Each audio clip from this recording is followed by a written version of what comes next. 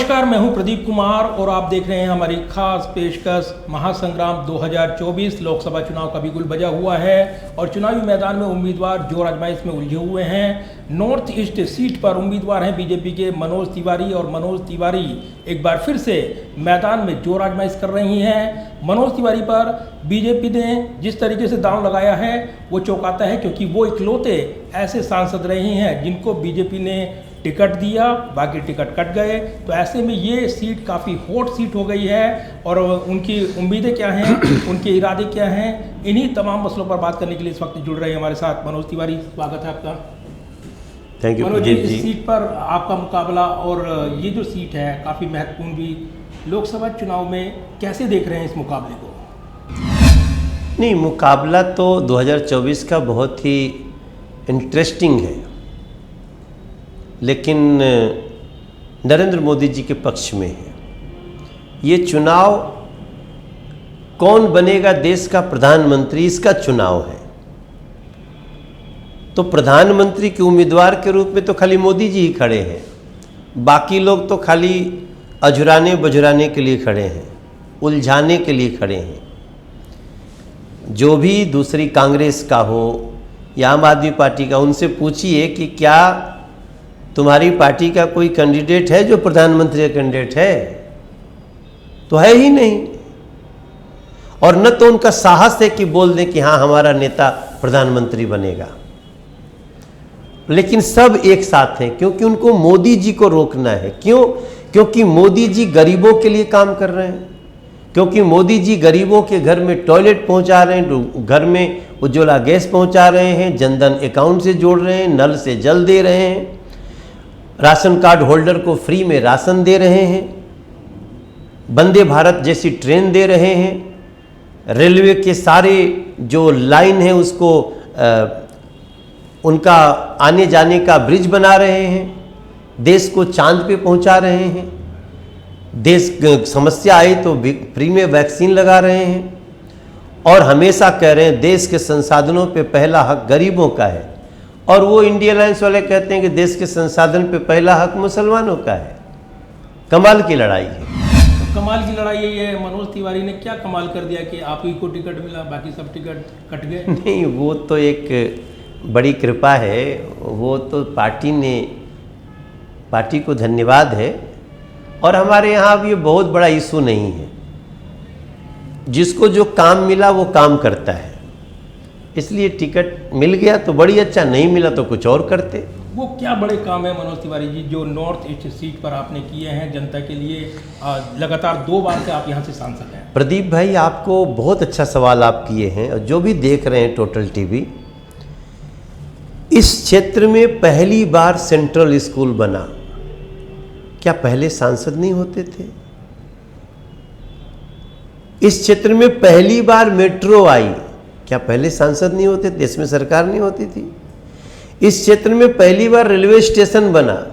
क्या पहले देश में सरकार नहीं थी, सांसद नहीं थे? इस क्षेत्र में जमुना नदी पे पहली बार एक ब्रिज बना इस लोकसभा के लिए, सिग्नेचर ब्रिज, और राष्ट्रपति शासन में बना, इसलिए दूसरा कोई क्लेम नहीं कर सकता। साहिब सिंह वर्मा जी ने शुरुआत की, मैंने राष्ट्रपति शासन में पूरा करवाया 2014 में। इस क्षेत्र में पहली बार पासपोर्ट ऑफिस बना। इस क्षेत्र में पहली बार ट्रिपल डेकर मेट्रो बनी है। जमीन के ऊपर फ्लाईओवर, फ्लाईओवर के ऊपर मेट्रो। इस क्षेत्र में पहली बार रिवर फ्रंट बन रहा है। इस क्षेत्र में पहली बार आपको जान के आश्चर्य होगा कि दिल्ली से देहरादून तक की एक रास्ता, जिसमें शास्त्री पार्क से लेके पहला पुस्ता, दूसरा पुस्ता, तीसरा पुस्ता, खजूरी, करावल नगर, सब ट्रैफिक जाम से मुक्त हो गया। और वो सड़क बनाई पहली बार इस क्षेत्र में। और ये सब कुछ नरेंद्र मोदी जी के आशीर्वाद से हुआ है। और ये भी कहा जाता है कि अतिक्रमण की समस्या है, ट्रैफिक जाम की समस्या है, इससे निपटने के लिए क्या रणनीति अगले टर्म में आप रोड मैप बना रहे हैं? अभी भी आपको सीपी से अगर यहाँ तक आना हो तो पूरे क्षेत्र दिल्ली के अलावा सबसे जल्दी आप नॉर्थ ईस्ट दिल्ली में पहुँचेंगे। और इसीलिए सीलमपुर का फ्लाईओवर डबल किया, शास्त्री पार्क का चौराहा एम्स जैसा बनाया। आप इस क्षेत्र में बुराड़ी तक में हमने मेट्रो दौड़ा दिया, और बाकी और भी बहुत सारे काम हैं। लेकिन जो जो केंद्र से होने वाला काम था वो सब हमने किया है। इस दिल्ली में अनऑथराइज कॉलोनीज को ऑथराइज कराया अपनी अध्यक्षता में। जब सीलिंग हो रही तो सील तोड़ करके सुप्रीम कोर्ट गया, जेल जाने को तैयार था, आप तो मेरे साथ थे। तो जो भी जनहित का काम है वो मनोज तिवारी किया है, बीजेपी की है, नरेंद्र मोदी जी के आशीर्वाद से। मनोज तिवारी जी, इस सीट पर हम देख रहे हैं मुकाबला जो है एक बड़ा मुकाबला बनकर उभर रहा है। कन्हैया कुमार अब मैदान में आ गए हैं। पूर्वांचली ये बेल्ट, और ख़ास तौर से जिसके दम पर आप लगातार 2 बार जीते हैं, तो तीसरी बार एक मुकाबला, कठिन मुकाबला हो सकता है कन्हैया कुमार की मौजूदगी से, ये कहा जा रहा है। तो कन्हैया कुमार तो बिहार से ही चुनाव लड़ के आए, तो 4,30,000 से हार के आए, 4,30,000 से, जहां गांव है उनका। कोई नहीं सपोर्ट करता। पूर्वांचली तो कहिए मत, पूर्वांचलियों का अपमान हो जाएगा, क्योंकि पूर्वांचली भारत माता का जय बोलता है, पूर्वांचली देश के लिए जीता मरता है। पूर्वांचली कभी भी भारत तेरे टुकड़े होंगे न ये कह सकता है, न उसका समर्थन कर सकता है। पूर्वांचली कभी भी भारत की सेना को गाली नहीं दे सकता प्रदीप भाई। इसलिए मैं बोलता हूँ कि ऐसे लोग आए हैं, उनके हार का रिकॉर्ड बनेगा। लेकिन जो बयान उनके खिलाफ और टुकड़े टुकड़े जो जिसका जिक्र किया जाता है जेडीयू में, और उसको झूठा करार दिया गया था और कहा गया था कि ऐसा तो कहा ही नहीं गया। और जो लद्दाख के सांसद थे उनकी पत्नी ने भी ये जिक्र किया था। सबके मोबाइल में है, सबके यूट्यूब पे है। आपके चुनाव लड़ने में कोई आतंकी साधु बन के आ जाए तो आप क्या समझते हैं कि उसके लक्षण नहीं पहचाने जाएंगे? एकदम सब कुछ क्रिस्टल क्लियर है। और ये चुनाव में तो अब कहेंगे तो क्या कहेंगे बताइए ना। तो चुनाव में राष्ट्रवाद बनाम आदर्श, ये फैक्ट रहने वाला है, बहुत बड़ा मुद्दा है। देखिए, राष्ट्रवाद बनाम आदर्श ये अलग है, लेकिन देश को तोड़ने वाले की कल्पना करने वाला और देश को मजबूत करने वाले की कल्पना करने वाले की लड़ाई है। लेकिन वो तो कहते हैं आप संविधान बदलना चाहते हैं इसलिए 400 पार का नारा देते हैं। संविधान नरेंद्र मोदी जी के लिए धर्म ग्रंथ की तरह है। जब नरेंद्र मोदी जी पहली बार संसद में प्रवेश किए थे ना, तो माथा सीढ़ी पर रख के माथा गए थे। भैया आप तो देख रहे थे, आप पार्लियामेंट में आप कवर कर रहे थे। जब 2019 में आए तो सबसे पहले संविधान को माथा लगाए। जब मुख्यमंत्री थे तब नरेंद्र मोदी जी हाथी पर संविधान रख के और खुद पैदल चलते हुए यात्रा किए थे। संविधान नरेंद्र मोदी जी के लिए सबसे बड़ा धर्म ग्रंथ है। जो लोग संविधान को चोट पहुंचाते हैं, लोकतंत्र को चोट पहुंचाते हैं, वही ऐसी बात कर सकते हैं। अब धर्म की लड़ाई भी आ गई है। प्रधानमंत्री हर भाषण में जिक्र कर रहे हैं मुस्लिम आरक्षण का और अदर्स यानी ओबीसी, एससी, एसटी आरक्षण को। ये भाई हम तो आंखें खोल रहे हैं ना। कर उभर रहा है, मुस्लिम आरक्षण केंद्र में आ गया है सर। हाँ, मुस्लिम आरक्षण क्यों, फिर हिंदू आरक्षण क्यों नहीं? कि गलत बयानबाजी हो रही है।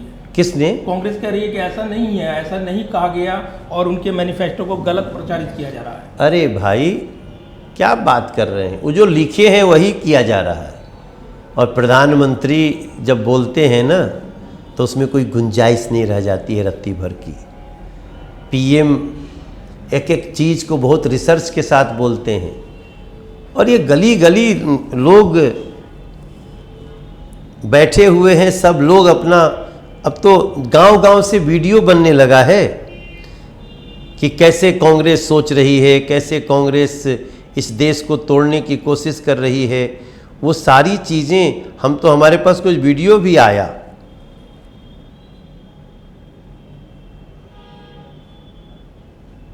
वीडियो प्ले नहीं हो रहा है सर। हम लोग बांग्लादेश से आए और कई सालों से इंडिया में रह रहे हैं, लेकिन हम लोग पास कुछ नहीं है। हम क्या करें? तुम्हारे जो घर का सामने वाला जो कमरा है उसको ये तो ये सोशल मीडिया पे बहुत सी चीज़ें चलती है, डीफेक्ट भी चलती हैं, तो इसके बारे में ना ही चर्चा करें तो अच्छा है। नहीं, ये डिफेक्ट नहीं है, ये लोग वीडियो बना रहे हैं। बना रहे हो ना, इस देश के सभी संसाधनों पे पहला अधिकार हमारा है। आने तो हमारे राहुल जी को शासन में वो खुद हमें हिस्सेदार बनाएंगे। ये प्रचार का एक हिस्सा हो गया, लेकिन बात आगे बढ़ाएं। नहीं अगर- नहीं, हाँ है। बात आगे बढ़ाएं अगर, ये जो सीट है आपकी नॉर्थ ईस्ट सीट, मैं ये दंगों का दंश झेल चुकी है साल 2020 में, तो ध्रुवीकरण हुआ।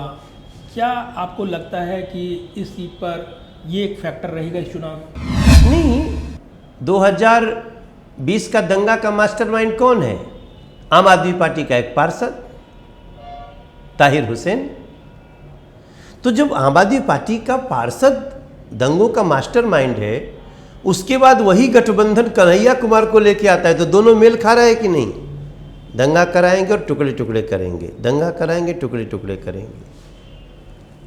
देश की जनता और दिल्ली की जनता, हमारे क्षेत्र की जनता भी जवाब देगी। इस क्षेत्र में क्या वो समीकरण है जिसको लेकर आप जीत को लेकर आश्वस्त हैं आपको? नहीं, समीकरण हमारा है कि हम सबका साथ सबका विकास चाहते हैं। अपराधी हमारे लिए जीरो टॉलरेंस का विषय है, भ्रष्टाचार हमारे लिए जीरो टॉलरेंस का विषय है, और हम क्षेत्र देश की जनता को, गरीबों को, उनको सब कुछ उनके हित के लिए करना चाहते हैं। 70 साल का जो भी बुजुर्ग होगा उसको 5 लाख का फ्री इलाज मिलेगा। हम इस तरह से आगे बढ़ रहे हैं प्रदीप भाई। और इस सीट पर सबसे बड़ा चुनावी मुद्दा क्या बनकर उभर रहा है? आप जनता के बीच जा रही हैं, आप रोड शो भी कर रही हैं, नामांकन किया। अब देखिए, काफी भीड़ मुद्दा भी मिली। तो हमारा विकास है। हमने जितने काम बताए ना, तो वो विकास है, लेकिन अब मुद्दा तो ये भी बन गया है कि देश को मजबूत करने वाले और देश को तोड़ने की कल्पना करने वालों का चुनाव है। देशभक्त वर्सेस देश विरोधी है, सनातनी वर्सेस कम्युनिस्ट है। ये तो आएगा, ये तो हो रहा है। और जो ये जो हमने देखा है कि जो ये पहला चुनाव है ये दिल्ली का, जिसमें आम आदमी पार्टी और कांग्रेस का गठजोड़ है, और जो 3 सीटें मिली हैं कांग्रेस को, उसमें कांग्रेस के खाते में गई है, यानी मुकाबले में आपके कांग्रेस उम्मीदवार है। तो आम आदमी पार्टी और कांग्रेस मिलकर लोकसभा चुनाव लड़ रहे हैं, इसको कैसे चुनौतीपूर्ण देखते हैं आप? नहीं, और भी अच्छा हो गया है हम लोगों के लिए कि दोनों मिल जाने से दोनों के कार्यकर्ता ठगे हुए महसूस कर रहे हैं। आम आदमी पार्टी तो कांग्रेस के ही खिलाफ आई थी और दोनों मिल गए। तो इसका मतलब तो जो शुरू में कहा जाता था कि अरविंद केजरीवाल जी वो सोनिया जी के दत्तक पुत्र हैं, तो सिद्ध हो गया। तो आपको फायदा मिलेगा। धोखा तो आम कार्यकर्ता को, आम मतदाता को हुआ, इसलिए सब बोलेंगे कि ना ना ना, अब एकदम मोदी मोदी मोदी। तो आपको इसका राजनीतिक तौर पर फायदा होगा, आप ये कह रहे हैं? 100% कांग्रेस और आम आदमी पार्टी मिल करके दोनों ने अपने को समाप्त कर लिया। और जिस तरीके से चुनावी मुकाबला आगे बढ़ रहा है और जिस तरीके से इसमें तमाम उतार चढ़ाव देखने को मिल रहे हैं, मनोज तिवारी, हमने देखा है कि समीकरण जो है वो काफ़ी मायने रखते हैं। पूर्वांचली वोट बैंक हो या कास्ट समीकरण हो, उसको साधने के लिए ओबीसी फैक्टर हो। इस सीट पर आपका पूर्वांचल वोट बैंक और ओबीसी काफ़ी एक बड़ा फैक्टर रहा है। आपने चाहे जेपी अग्रवाल, देखिए हमारे साथ है, उनको हराया हो, शीला दीक्षित को पिछले चुनाव में हराया हो जी। नज़दीकी मुकाबले में। हालांकि उससे पिछले चुनाव की बात करें तो आनंद कुमार थे नज़दीकी मुकाबले में, जो आम आदमी पार्टी के थे। अब इस सीट पर जो जातिगत समीकरण है, क्या बदले हैं और कितना आपको लगता है कि इसमें आप असरदार रहने वाले हैं? नहीं, हम तो पूरी तरह से ये चुनाव हम लोग पिछले बार से भी ज़्यादा मतों से जीतेंगे, ऐसा मेरा विश्वास है, पूर्ण विश्वास है। क्योंकि कन्हैया कुमार का जो कर्म है, भारत को तोड़ने की बात करना, आतंकवादियों को समर्थन देने की बात करना, सेना को गाली देना, ये सब कुछ इस दिल्ली की जनता स्वीकार नहीं करेगी। अरविंद केजरीवाल चुनाव मैदान में नहीं है और जिस तरीके से हालात बने हैं, ये आरोप लग रहे हैं कि राजनीतिक तौर पर वो साजिश का शिकार हुए हैं। साजिश के शिकार थोड़ी हुए हैं। वो अपने कर्मों के शिकार हुए। अरविंद केजरीवाल जी ने शराब घोटाला किया, अरविंद केजरीवाल जी ने दिल्ली के लोगों को साफ पानी नहीं दिया, बजबजाते नाले दिए, टूटी गलियां दी, प्रदूषित हवा दी, गंदी यमुना दी। तो इसका कोई बुजुर्गों का पेंशन कार्ड बंद कर दिया, राशन कार्ड नहीं बनाया उन्होंने, तो इसका कोई सिंपैथी आएगा प्रदीप भाई? अब बताओ। लेकिन मनोज जी, ये जब वो कहते हैं केंद्रीय एजेंसियों का दुरुपयोग हो रहा है और उसके दम पर बीजेपी अपनी ताकत का गलत इस्तेमाल कर रही है, तब ऐसे कैसे एड्रेस करेंगे आप? पहली बार केंद्रीय एजेंसियां बहुत अच्छा काम कर रही हैं। भ्रष्टाचारी कितना भी बड़ा हो, देश का लोग कहेगा क्या कि भ्रष्टाचार करिए? अब तब सिंपैथी होती ना जब लोगों को अच्छा पानी मिल जाता, सड़कें मिल जाती, गलियां ठीक हो जाती। Sir, who will give sympathy to Arvind Kejriwal ji and why? कहे थे चार कमरा के सामान्य फ्लैट में रहेंगे और राजमहल बना के रहने लगे, इसलिए सिंपैथी मिलेगी। क्या सुनीता जी को पता नहीं था कि वो कहे क्या थे और कैसे घर में रह रहे हैं? 1-1 करोड़ के पर्दे, 25-25 लाख के कमोड, इसीलिए आए थे राजनीति में आप। करोड़ों की गाड़ियों का काफिला, कौन बात के सिंपैथी? कुछ सिंपैथी नहीं। दिल्ली बहुत गुस्से में है अरविंद केजरीवाल जी से, बहुत गुस्से में, क्योंकि हम जा रहे हैं ना तो लोग हमको कहते हैं, मनोज ये देखो गंदा पानी आ रहा है, हमने क्या करें, चाबी हमारे पास नहीं है उसकी। ये देखो टूटी गली, उनके क्या करें बहन जी, आपने ये चाबी छीन के दे दिया उनको। अब दिल्ली सरकार भी उनके पास, एमसीडी भी उनके पास, हम केवल केंद्र में हैं, इसलिए हम द्वारका एक्सप्रेस बना रहे हैं, धौलाकुआं की सड़क बना रहे हैं, प्रगति मैदान का टनल बना रहे हैं, मेट्रो ला रहे हैं, हर काम करके दे रहे हैं जो हमारे पास है। आपने एमसीडी का जिक्र कर दिया, और पिछले चुनाव में जो एमसीडी का मुकाबला हुआ, सीधे मुकाबले में आम आदमी पार्टी ने बीजेपी को मात दी थी। तो ये एक बड़ा परिवर्तन माना गया था, कहा गया कि पहली बार बीजेपी को सीधे मात दी है आम आदमी पार्टी ने। तो आपको नहीं लगता था कि ये एक चुनौतीपूर्ण रहेगा लोकसभा चुनाव, और जबकि गठजोड़ हो गया है? ना, वो बड़ा अच्छा हुआ, वो जीत गए एमसीडी। तो पूरा ना जितना बहाना उनका था सब खत्म। वो यही तो करते थे कि अकर्मों का दोष एमसीडी को देते थे। अब भैया एमसीडी भी तुम्हारे पास है, 2 साल हो गया ना, बोले थे कूड़े साफ कर दो, और कूड़े में आग लगने लगी। कूड़े के पहाड़ों में जो दिक्कत आ रही है, इसलिए अब अरविंद केजरीवाल के पास दिल्ली सरकार भी है, एमसीडी भी है, उनका भ्रष्टाचार भी है। दिल्ली के लोगों को अब आप गुमराह नहीं कर सकते, झूठ नहीं बोल सकते अरविंद केजरीवाल जी। इसलिए सहानुभूति विक्टिम कार्ड खेलने का दौर चला गया। हम जब जा रहे हैं गली में, लोग हमको टूटी हुई गली और नाली दिखाते हैं, कभी कभी तो हमारे ऊपर गुस्सा हो जाते हैं 100 में 5 लोग, हमें उनको समझाने में आधा घंटा लगता है। अब जब ये चुनावी मुकाबला चल रहा है तो प्रधानमंत्री मोदी का चेहरा सबसे आगे है, और ये बड़ा असर डालेगा, इसका फ़ायदा आपको मिलेगा ये कहा जाता है।